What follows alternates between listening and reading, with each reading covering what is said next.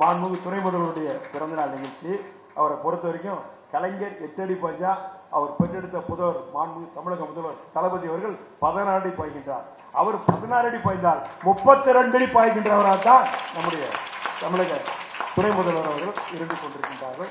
அப்படிப்பட்ட மனிதநேய மிக்கவர். அவர் முகத்தில் சிரிப்பு தவிர எதுவும் பார்க்க முடியாது. தலைவராக கொஞ்சம் ஒரு சில இடத்துல தவறு செய்ய கோவப்படுவார், கண்டிப்பாக கொண்டு போய் இவர் இப்படி சிரிச்சு எதுவாக இருந்தாலும் சிரிச்ச ஒரு பிரச்சனையை சால்வ் பண்ணக்கூடியவர். இன்னும் சொல்ல போனா அவர் கடந்த காலத்தில் திராவிட முன்னேற்ற கழகத்தில் ஒரு காலகட்டத்தில் கலைஞர் இருக்கின்ற போது 13 ஆண்டு காலம் எம்ஜிஆர் ஆட்சியில் இருந்தார். அந்த நேரத்தில் ஏற்பட்ட தோல்வி நமக்கு தெரியும். மீண்டும் அவர் சிறந்த முறையில் திராவிட முன்னேற்ற கழகம் 13 ஆண்டுகளுக்கு பிறகு ஆட்சிக்கு வருவதற்கு நம்முடைய தளபதி அவரை இளைஞர்கள் என்ற ஒரு அமைப்பு உருவாக்கி அதன் மூலம் பார்த்தீங்கன்னா செதறி கிடந்த இளைஞர்கள்லாம் ஒன்றுமுகப்படுத்தி அவர்களெல்லாம் தமிழ்நாட்டுக்கும் தமிழ் மக்களும் கலந்து வாழ்கின்ற தமிழர்களுக்கும் அதே போன்று இந்திய ஒருமைப்பாட்டுக்கும் அன்றைய தினம் மாண்புமிகு தமிழக முதல்வர் அண்ணன் தளபதி அவர்கள் நடைமுறைப்படுத்தி பக்குவப்படுத்தி ஆட்சிக்கு வந்தார். அதே போன்று பார்த்தீங்கன்னா அதற்கு பின்னாடி பேரறிஞர் அண்ணாவுக்கு பிறகு கலைஞருக்கு பின்பு நம்முடைய தளபதிக்கு பிறகு பார்த்தீங்கன்னா கூட்டமாக இருந்தாலும் ஆர்ப்பாட்டம் போராட்டமாக இருந்தாலும் எந்த நிகழ்ச்சியாக இருந்தாலும் அதற்கு கூட்டத்தை சேர்க்கின்ற ஒரே ஒரு தகுதி நம்முடைய மாண்புமிகு துணை முதல்வர் உதயநிதி அவர்களுக்கு மட்டும்தான் இருந்தது. அப்படிப்பட்ட முதல்வரை இந்த தினம் இந்த பொறுப்பில் வைத்து இளைஞரின் அமைப்பாளர் மட்டும் வைக்காமல் மீண்டும் ஒரு துணை முதல்வர் ஆக்கி அடுத்த தலைமுறையை நல்வழிப்படுத்துவதற்கு ஏற்பாடு செய்ய மாண்புமிகு தமிழக முதல்வருக்கு நன்றி தெரிவித்துக்கின்ற அதே நேரத்தில் ஒற்றை செங்கலை வைத்து அவரை பொறுத்தவரைக்கும் பார்த்தீங்கன்னா அவருக்கு நான் சபையிலே பேசினேன். அவருக்கும் கல்லுக்கு என்ன சம்பந்தமோ தெரியாது. பார்த்தீங்கன்னா பல பேர் பல படம் எடுத்தாங்க, பல பேர் ஜாமான்லாம் படம் எடுத்தாங்க. அந்த படங்கள்லாம் பார்த்தீங்கன்னாக்கா ஃபெயிலியர் ஆனது உண்டு. ஒரு சில படங்கள் பெரிய வசூலை கொடுத்தது உண்டு. ஆனால் ஒரு கல் ஒரு கண்ணாடின்னு ஒரு படம் எடுத்தார். மகத்தான மாபெரும் ஒரு மிகப்பெரிய புரட்சி ஏற்படுத்தியது கல்.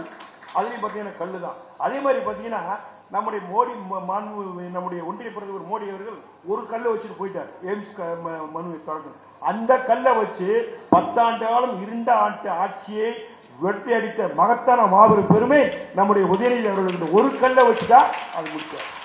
ஆக அந்த அளவுக்கு பார்த்தீங்கன்னா எப்படி சிலப்பதிகாரத்தை ஒரு சிலம்பை வைத்து அந்த ஆட்சி கொடுங்கோல் ஆட்சி பாண்டிய ஆட்சி வீழ்த்தினாலோ கண்ணகி, அது போல ஒரு செங்கலை வைத்து இன்றைய தினம் 10 ஆண்டு காலம் காரிருளாக்கிய இந்த ஆட்சியை நீக்கிய பெருமை நம்முடைய உதயநிதி அவர்களுக்கு உண்டு. அப்படிப்பட்ட ஆட்சி இந்த தினம் மகத்தான ஆட்சி, மாண்புமிகு நல்லதொரு ஆட்சி, வலிமை ஆட்சி தமிழகத்தில் இருந்து கொண்டிருக்கின்றது. இப்பொழுது எப்படி அவருக்கு ஆதரவு தருகின்றோம் அதே போன்று நீங்களும் தர வேண்டும் என்று நம்ம அன்பு திருநங்கை சகோதரிகளை கேட்டுக்கொண்டு இந்த அளவுக்கு ஏற்பாடு செய்த நம்முடைய மரியாதைக்குரிய மாண்புமிகு நம்முடைய சேகரவும் வித்தியாசமான ஒரு நிகழ்ச்சி நடத்தக்கூடியவர். அவருக்கு மீண்டும் மீண்டும் என்னுடைய வாழ்த்துக்களை நன்றி கூறி வாய்ப்புக்கு நன்றி கூறி முடிக்கின்றேன். நன்றி, வணக்கம். அமைச்சரவையில் இருக்கின்ற அமைச்சர்களில் அந்த ஒரு அறநிலையத்துறைக்கே ஒரு மரியாதை ஏற்படுத்திய அமைச்சர் நம்முடைய மாண்புமிகு சேகர் பாபு அவர்கள். அந்த அளவிற்கு இன்றைய தினம் அங்கே சபையில் கூட பார்த்தீங்கன்னா கொஸ்டின்ஸ் எதுக்கு இருக்கக்கூடிய இடிப்பாரா இல்லை ஏமாறாமன் கெடுப்பார் என்று கேடு முடிச்சு சொல்வார்கள். ஆக அங்கே இருக்கக்கூடிய பலதரப்பட்ட இயக்கத்தை சேர்ந்தவர்கள் கேட்கின்ற கொஸ்டின்ஸ் கூட பார்த்தீங்கன்னா ஃபிங்கர் டிப்பில் வச்சிருப்பார். அவர் துறையிலும் சரி மற்ற துறையிலும் சரி ஃபிங்கர் டிப்பில் வச்சு கூட நான் கூட உட்காந்து பெருமையும் போடுவோம், அமைச்சராக இருக்கின்றதில் சக அமைச்சராக பொறாமையும் போடுவோம். எப்படி இந்த கொஸ்டின்ஸ் ஆட்டோமேட்டிக்காக அவர் ஃப்ளூயண்டாக வருது, கொஸ்டின் கேட்கறதுக்கு சரியான முறையில் பதில் சொல்றாருன்னு சொல்லி அந்த அளவுக்கு பார்த்தீங்கன்னா இன்றைய தினம் மாண்புமிகு அமைச்சர் அவர்கள் அவர் வகிக்கின்ற மாவட்ட பதவிக்கும் சட்டமன்ற உறுப்பினர் பதவிக்கும் அமைச்சர் பதவிக்கும் பெருமை சேர்க்கின்ற அளவிற்கு இன்றைய தினம் இருந்து கொண்டிருக்கின்ற சேகர் பாபு அவர்களுக்கு